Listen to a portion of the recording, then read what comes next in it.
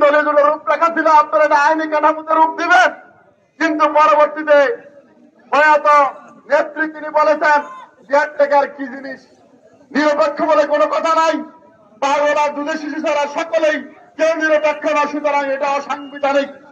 এই কথা বলতে বলতে বাধ্য হয়ে সকল দল আন্দোলন করেছে, 186 দিন হরতাল করে কেয়ারটেকার সরকার নাকে খত দিয়ে মেনে নিয়েছেন, কিন্তু মেনেছেন জাতির 12টা বাজাইছেন, জামাতকে আওয়ামী লীগের কাছে বাধ্য করেছেন। 21 বছর পর এই প্রেসিডেন্টের প্রথম ক্ষমতার স্বাদ গ্রহণের সুযোগটা আপনার করে দিয়েছেন। আপনাদের সময় মতো কেয়ারটেকার বুঝতেন তাহলে দেশের এই পরিণতি হতো না। আজকে আপনারা জুলাই সনদ মানেন না, শুধু জুলাই সনদ নয়, নির্বাচনের আগে আপনারা 31 দফা হ্যান্ডবিল দিয়েছেন। আপনারা যাদের ঘরে আছে পড়বেন, তারা আজকে সেখানে 10-12টি সত্য তারা নিজেরা মানে না।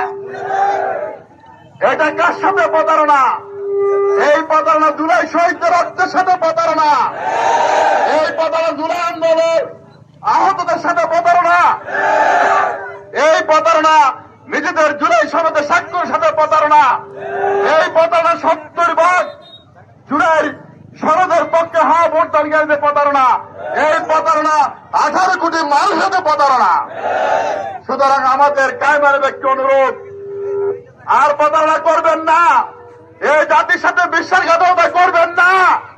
অতীতে যারা বিশ্বাসঘাতকতা করেছে তারা আস্থা করে নিক্ষিপ্ত হয়েছে। ইতিহাসের চরম সত্য হচ্ছে ইতিহাস থেকে কেউ শিক্ষা গ্রহণ করে না। মাত্র 2 বছর আগে প্রেসিডেন্টের কর্মপরিণতিকতা এত তাড়াতাড়ি ভুলে যাচ্ছেন। এই প্রজন্ম জানে কিভাবে সরকারকে গতি থেকে নামাতে হয়। আগের প্রেসিডেন্ট 17 বছর টিকলো, আপনার 17 মাসও টিকবে না ইনশাআল্লাহ। আসুন শুভ বুদ্ধির উদয় দেন, জুলাই সনদকে মেনে নেন। আল্লাহ আমাদের সকলকে তৌফিক দান করুন। আসসালামু আলাইকুম ওয়া রাহমাতুল্লাহ।